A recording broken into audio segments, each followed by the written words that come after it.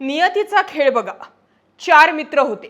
चौथा मित्र विमानानं आधीच आला आणि त्या तिघांवरती मृत्यूने घाला घातला.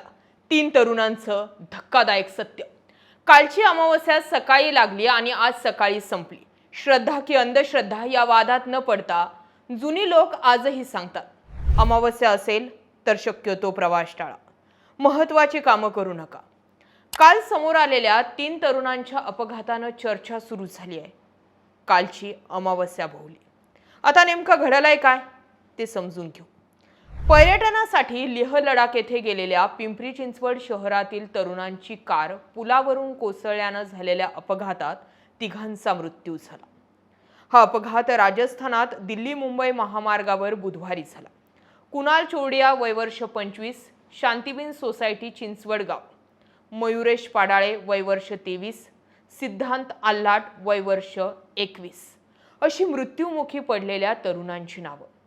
पोलिसांनी दिलेल्या माहितीनुसार पिंपरी चिंचवड शहरातील थेरगाव, वाकड आणि म्हाळुंगे परिसरातील 10-12 तरुणांचा ग्रुप 27 तारखेला लेह लडाख आणि जम्मू काश्मीर येथे पर्यटनासाठी गेला. फिरून झाल्यानंतर बुधवारी सर्वजण माघारी परतत होते.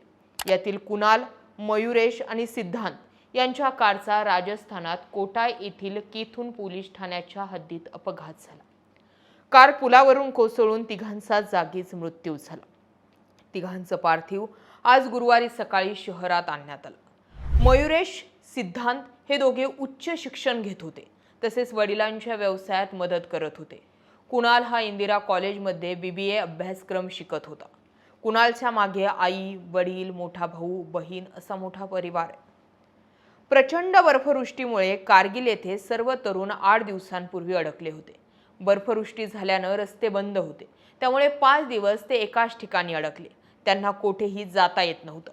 पिंपरी चिंचवडच्या स्थानिक नेत्यांनी BSFच्या अधिकाऱ्यांशी संवाद साधून सर्वांना तेथून सुरक्षित बाहेर काढलं.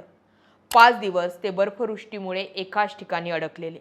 कदाचित तेव्हापासूनच त्यांच्या भोवती मृत्यू घोंगावत असावा. तेथून सुटले आणि यातील तिघांना पुढे मृत्यूने गाठले. यामुळे शहरात खळबळ आहे, हळहळ आहे. अपघात झालेल्या मित्रांसमवेत आणखी एक तरुण होता.